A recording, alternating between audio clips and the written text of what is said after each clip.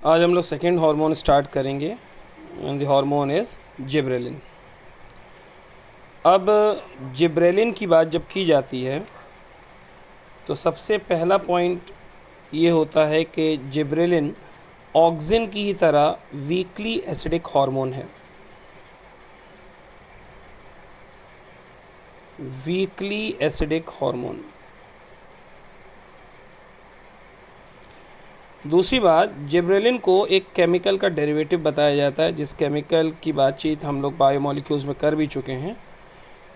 It is derivative of terpenes.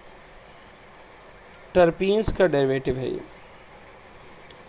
और एक information important ये है कि जो जिब्रेलिन्स होते हैं दे हैव गिबेन रिंग स्ट्रक्चर। इस शब्द को याद रखेंगे आप, गिबेन रिंग स्ट्रक्चर। जब हम लोग ऑक्सिन पढ़ रहे थे तो हम लोगों ने सबसे पहले ऑक्सिन की हिस्ट्री के बारे में पढ़ा था, और यहाँ पर भी हम लोग पहले जिब्रेलिन की हिस्ट्री के बारे में पढ़ेंगे।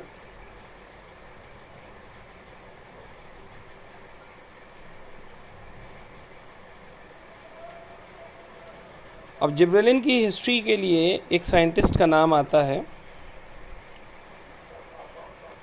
उन साइंटिस्ट का नाम था कुरोसावा।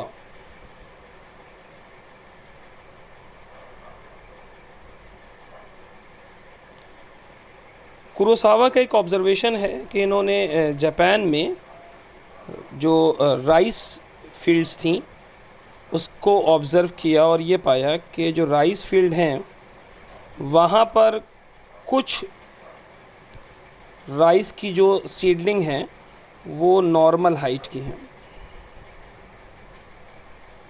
जैसे हाइट होनी चाहिए राइस सीडलिंग की उतनी हाइट दिखाई दे रही थी। और इन्होंने देखा कि कुछ सीडलिंग्स राइस की ऐसी थी जो एक्स्ट्रा टॉल दिखाई दे रही थी, एक्स्ट्रा टॉल। तो कुछ तो ऐसी थी जिसकी में नॉर्मल हाइट थी और कुछ ऐसी थी जो एक्स्ट्रा टॉल थी। ये वाली हो गई नॉर्मल हाइट की,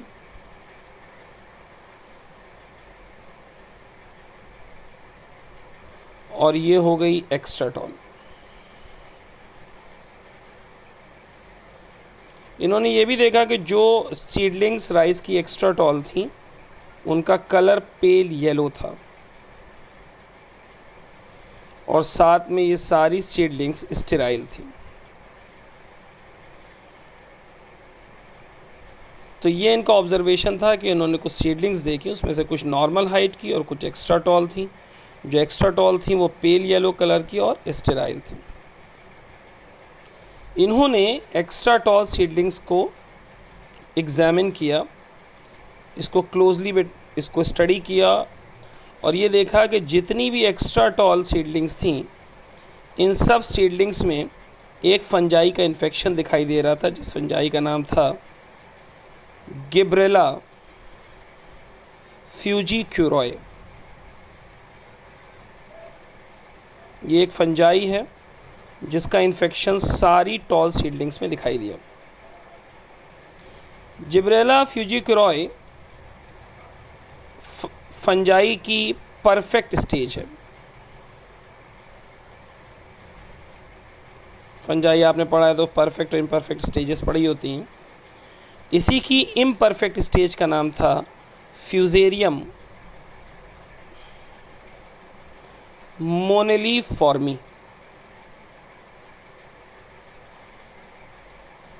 ये इसकी इम्परफेक्ट स्टेज थी।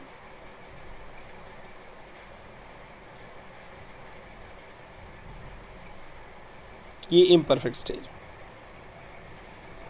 अब ये जो बीमारी है जिसमें एक राइस सीडलिंग में एक फंजाई का इन्फेक्शन हुआ और उसके कारण वो राइस सीडलिंग एक्स्ट्रा टॉल हो गई, पेल येलो और स्टेराइल हो गई, इस डिज़ीज़ का एक नाम रख दिया गया। इस डिज़ीज़ को कहा गया बकाने। या इसका दूसरा नाम रखा गया foolish seedling disease. Foolish seedling disease. तो इस डिज़ीज़ को बकाने या फुलिश सीडलिंग डिजीज़ कहा गया। इतना ऑब्जर्वेशन था कुरोसावा का।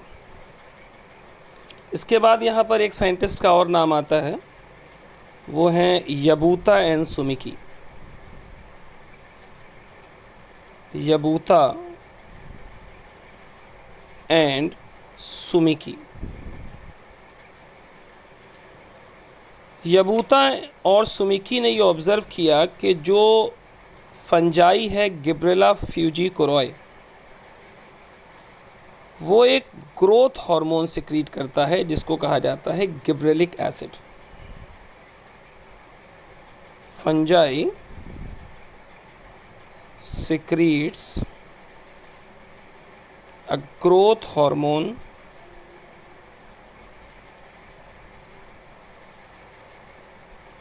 called gibberellic acid। Gibberellic acid, और यही जिब्रेलिक एसिड जो है वो राइस सीडलिंग को एक्स्ट्रा टॉल कैरेक्टर प्रोवाइड करता है।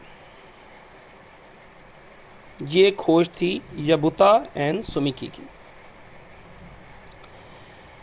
इम्पॉर्टेंट बात ये भी है कि फंजाई के केस में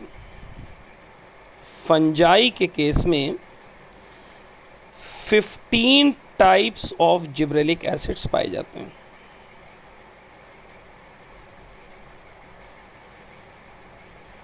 15 types of gibberellic acids fungi के केस में पाए जाते हैं, जिसमें से मेन जिब्रेलिक एसिड्स हैं GA24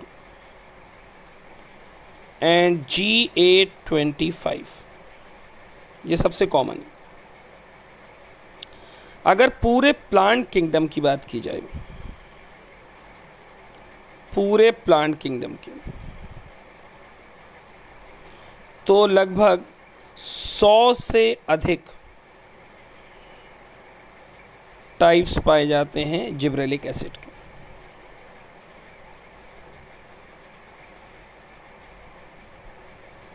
और इसमें सबसे जो मेन जिब्रेलिक एसिड है जिसकी सबसे ज़्यादा स्टडी की गई है वो है GA3।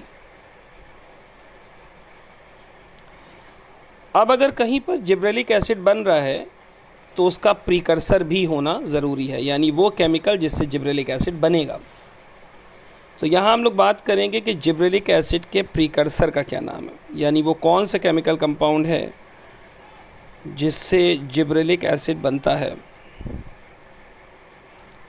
जिब्रेलिक एसिड किस प्रीकर्सर से बनता है, और इसका नाम बड़ा इंपॉर्टेंट है, इसको कहते हैं मेवेलोनिक एसिड। मेवेलोनिक एसिड। मेवेलोनिक एसिड खुद बनता है एसिटाइल कोएंजाइम ए से, formed from acetyl coenzyme A. मतलब एसिटाइल कोएंजाइम ए से मेवेलोनिक एसिड बना और मेवेलोनिक एसिड से जिब्रेलिक एसिड बना। तो नेक्स्ट है फंक्शंस ऑफ जिब्रेलिन्स, और जिब्रेलिन्स के फंक्शंस में से पहला फंक्शन है सीड जर्मिनेशन। सीड जर्मिनेशन को एक्सप्लेन करने के लिए हम एक बार्ली की सीड लेंगे, जिसे हिंदी में हम लोग जौ भी कहते हैं, बार्ले सीड। अभी जो बार्ले सीड है इसमें हम अंदर की तरफ दिखा रहे हैं एंडोस्पर्म।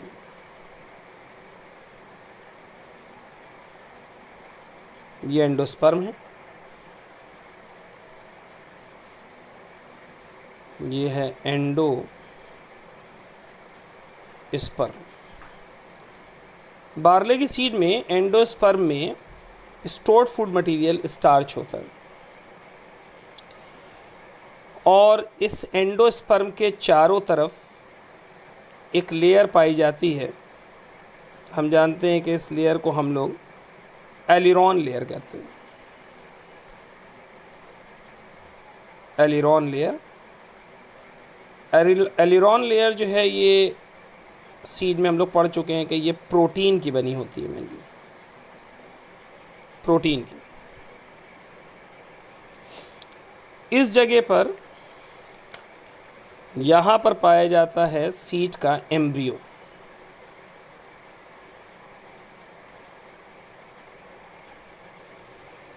अब जब सीड के अंदर पानी की एंट्री होती है,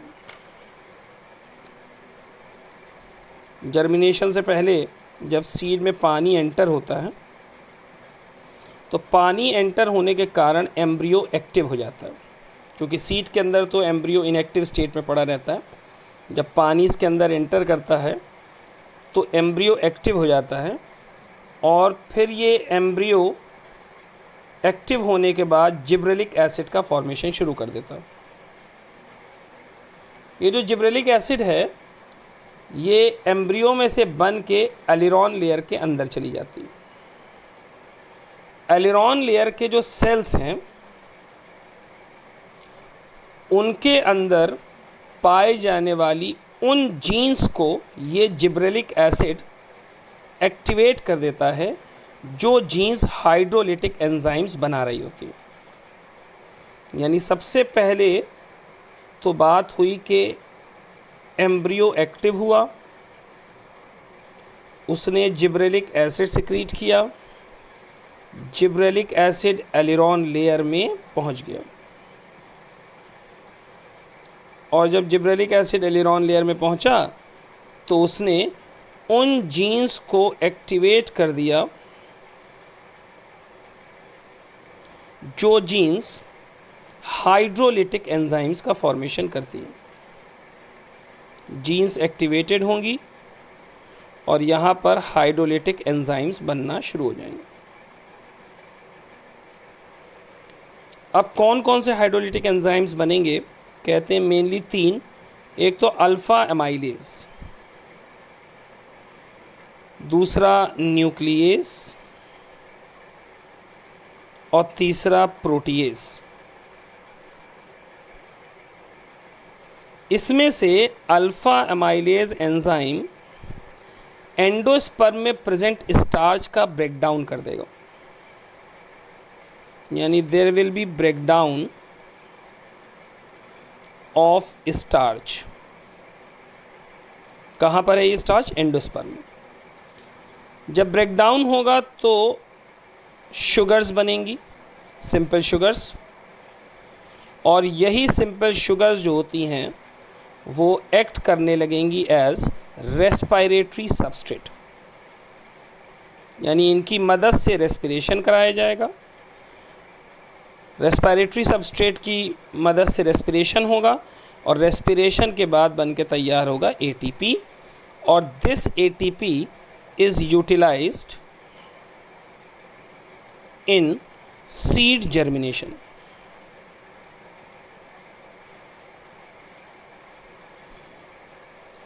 यानी जिब्रेलिक एसिड का सीड जर्मिनेशन में रोल जो है वो कैसे एक्सप्लेन किया जा सकता है? कहते हैं इसे एक्सप्लेन कर सकते हैं कि जिब्रेलिक एसिड हाइड्रोलिटिक एंजाइम्स का निर्माण करता है, जिसके कारण स्टार्च का ब्रेकडाउन होता है, शुगर्स बनती हैं, शुगर रेस्पिरेटरी सबस्ट्रेट की तरह एक्ट करता है, इसका रेस्पिरेशन होता है या ब्रेकडाउन होता है, एटीपी बनता है, और निकला एटीपी जो है या बना हुआ जो एटीपी है वही सीड जर्मिनेशन कराता है। ये जितनी बातचीत जिब्रेलिक एसिड के लिए एम्ब्रियो से लेकर यूटिलाइज इन सीड जर्मिनेशन तक हम कह रहे हैं, ये एक्चुअल में जिब्रेलिन्स जो होती हैं इनका बायो एसे है। बायो एसे के बारे में हम ऑक्सीजन में आपको बता चुके हैं, ये इसका बायो एसे है, और जिब्रेलिन के इस बायो एसे को हम लोग अल्फ़ा एमाइलेज टेस्ट, या इसे एक और नाम दिया जाता है बार्ले एंडोस्पर्म टेस्ट।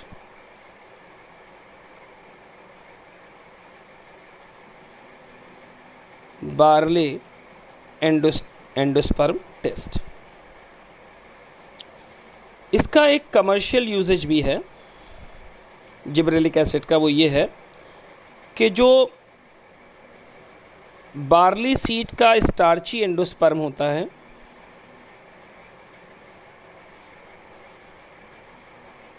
बार्ले का स्टार्ची एंडोस्पर्म का को कमर्शियल स्केल में जिब्रेलिक एसिड के साथ ट्रीट कराया जाता है। इससे एक शुगर बन के तैयार होती है, इसको कहते हैं माल्टोज। आप जानते हैं ये माल्ट शुगर है, और इस माल्टोज का जो माल्ट शुगर है इसका इस्तेमाल होता है बियर के प्रोडक्शन में।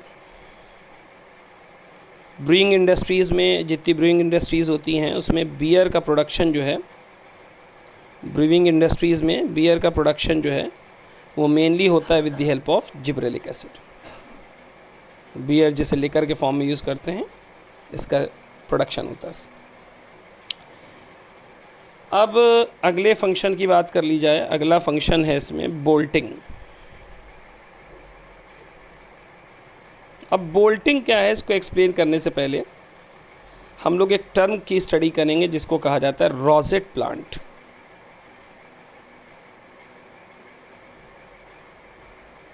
कि भाई रोजेट प्लांट्स क्या होते हैं। पहले हम एक नॉर्मल प्लांट लेके चल रहे हैं, इसी से रोजेट प्लांट को एक्सप्लेन करेंगे।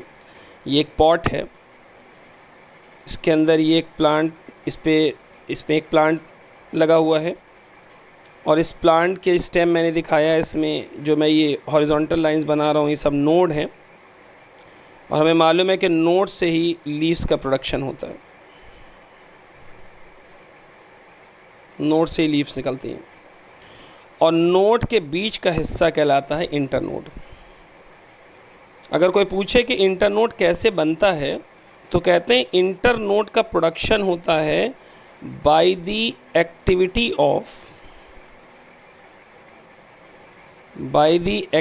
Of intercalary meristem. इसके बारे में हम लोग एनाटॉमी में पूरी बात कर चुके हैं।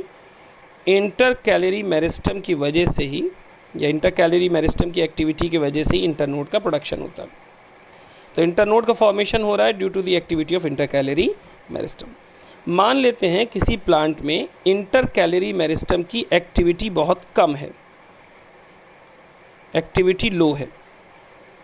तो ऐसे केस में अगर एक्टिविटी लो होगी तो फिर वहाँ पर इंटरनोड का प्रोडक्शन या फॉर्मेशन नहीं होगा, यानी इंटरनोड फॉर्मेशन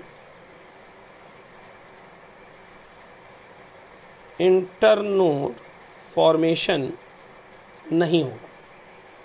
और अगर इंटरनोड फॉर्मेशन नहीं हुआ तो सारे नोड एक जगह पर आ जाएंगे।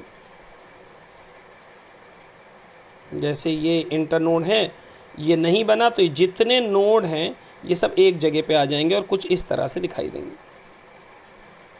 ये इंटरनोड है, सारे एक जगह आ गए। सॉरी, ये नोड है, ये सारे एक जगह आ गए क्योंकि यहाँ पर इंटरनोड नहीं है।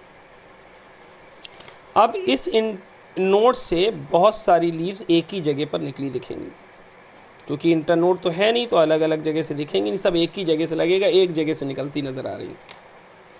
ऐसे प्लांट जिसमें एक जगह से सारी लीव्स निकलती नज़र आएँ और एक घेरा बना लें, वर्ल बना लें, ऐसे प्लांट को हम लोग रोजेट प्लांट्स कहते हैं। तो रोजेट प्लांट्स वो प्लांट्स होते हैं जिसमें इंटरकैलरी मेरिस्टम की एक्टिविटी बहुत कम होती है, जिसके वजह से इंटरनोड बनता नहीं, तो सारी लीव्स एक जगह से निकलती नज़र आती हैं, घेरे में दिखाई देती हैं। इसे रोजेट प्लांट कहा जाता है। अब अगर ऐसे प्लांट में जिब्रेलिक एसिड छिड़क दिया जाए तो जिब्रेलिक एसिड का काम यहाँ पर क्या होगा कि जिब्रेलिक एसिड जब इस पर छिड़का जाएगा तो जिब्रेलिक एसिड इस प्लांट में प्रेजेंट इंटरकैलरी मेरिस्टम की एक्टिविटी को बढ़ा देगा। इंटरकैलरी मेरिस्टम की एक्टिविटी जो है वो बढ़ जाएगी, और जब इंटरकैलरी मेरिस्टम की एक्टिविटी बढ़ जाएगी तो एक रोजेट प्लांट इसमें कन्वर्ट हो जाएगा, यानी अब सारे नोड अलग अलग हो जाएंगे, यानी इस तरह से स्टेम इलोंगेशन दिखने लगेगा। तो जब भी किसी रोजेट प्लांट में जिब्रेलिक एसिड को लगाते हुए स्टेम का इलोंगेशन किया जाता है, यानी सारे नोड को अलग अलग कर दिया जाता है, इसी प्रोसेस को हम बोल्टिंग कहते हैं। तो बोल्टिंग का मतलब होता है स्टेम इलोंगेशन इन रोजेट प्लांट्स। तो ये दूसरा फंक्शन है जिब्रेलिन्स का। कुछ प्लांट्स ऐसे हैं जिसमें नेचुरल बोल्टिंग दिखाई देती है।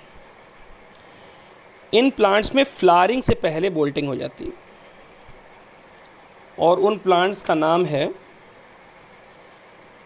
बीट, और दूसरा प्लांट है इसमें कैबेज।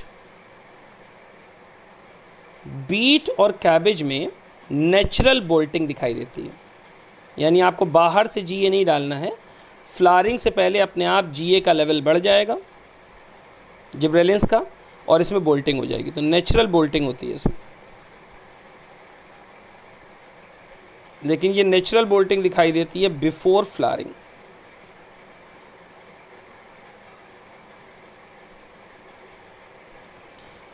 ये जो जीए की प्रेजेंस के वजह से स्टेम इलोंगेशन हो जा रहा है, ये भी जिब्रेलिन का एक प्रकार का बायोएसे है।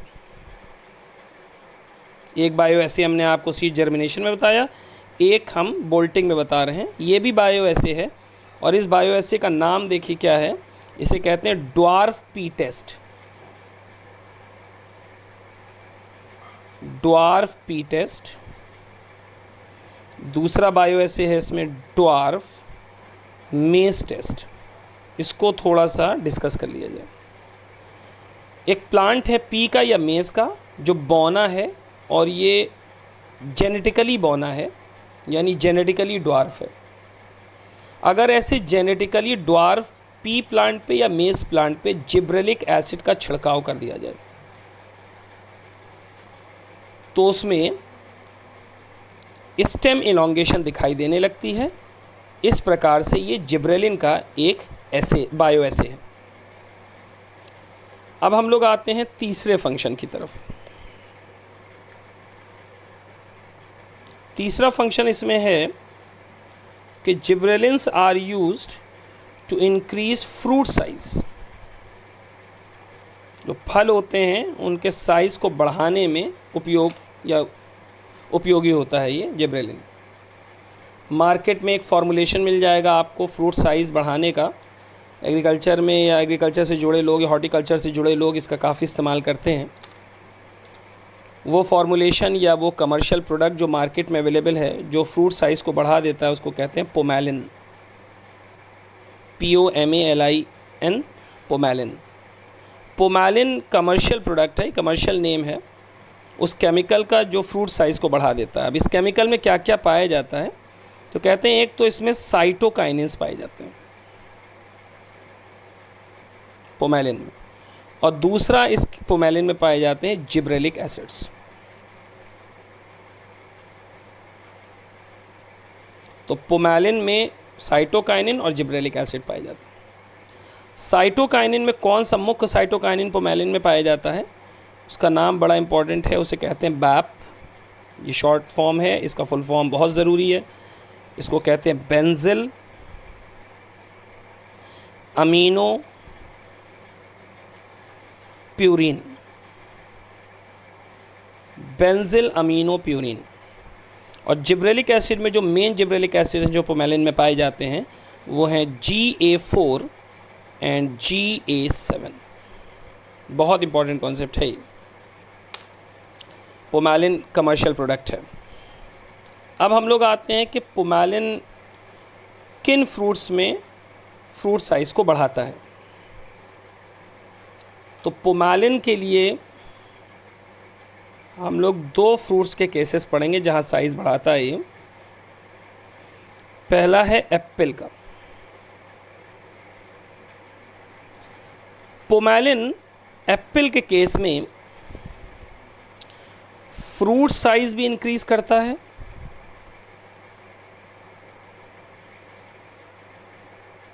और साथ में इसका एक फंक्शन और है कि ये फ्रूट शेप को इम्प्रूव करता है।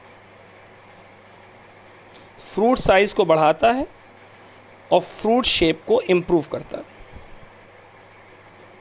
अब अगर कोई कहे कि भाई एप्पल में किस तरह से फ्रूट साइज़ पुमालिन बढ़ा ले रहा है जिसके अंदर जिब्रेलिक एसिड है, तो अभी अभी हम लोगों ने पढ़ा था कि जिब्रेलिक एसिड जो है वो इंटर कैलोरी मेरिस्टम की एक्टिविटी को बढ़ा देता है और इंटरनोड बनाने में मदद करता है।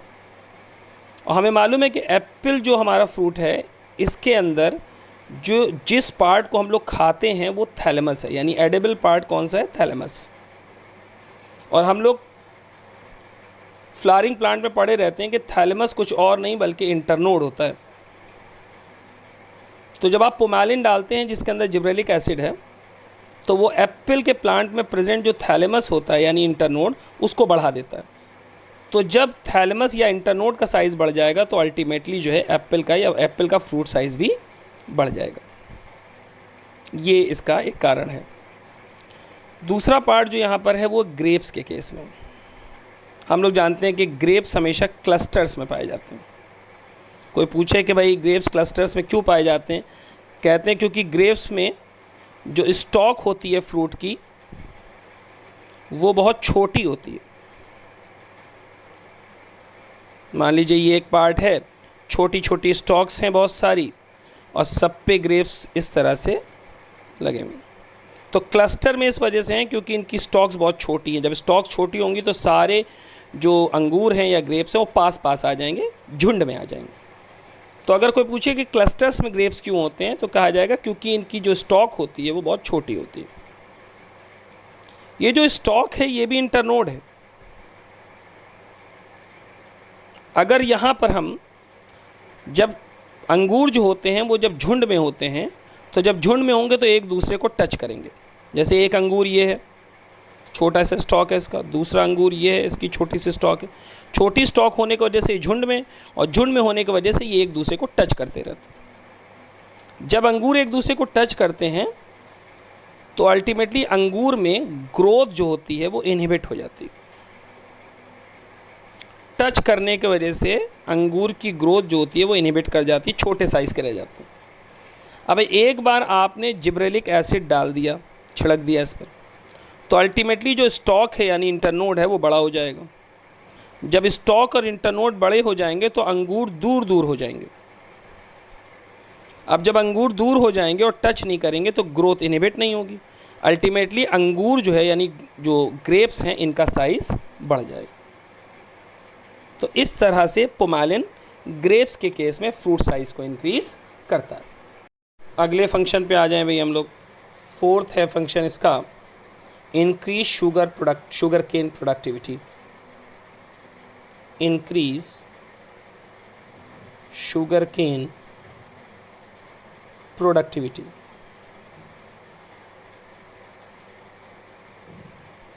आप जानते हैं कि शुगर केन में जो मेन पार्ट होता है वो स्टेम होता है। तो अगर जिब्रेलिक एसिड को स्टेम पर छिड़का गया तो अल्टीमेटली स्टेम का इलॉन्गेशन होगा, और अगर स्टेम का इलॉन्गेशन हुआ तो प्रोडक्टिविटी अपने आप बढ़ जाएगी।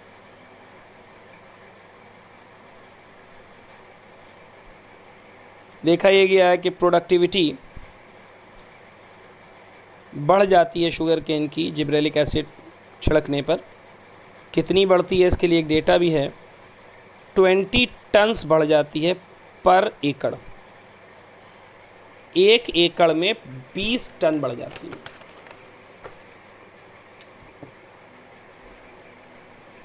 नेक्स्ट फंक्शन पे आते हैं हम लोग।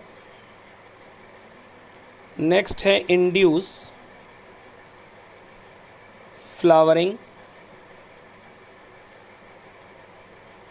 In long day plants. LDP मतलब है लॉन्ग डे प्लांट। तो लॉन्ग डे प्लांट्स में अगर जिब्रेलिक एसिड को छिड़क दिया जाए तो उसमें तेज़ी से फ्लावरिंग होने लगती है। अब ये LDP क्या है यानी लॉन्ग डे प्लांट क्या है, ये आने वाले लेक्चर्स में हम लोग पढ़ेंगे। अगला है फॉर्मेशन ऑफ मेल फ्लावर।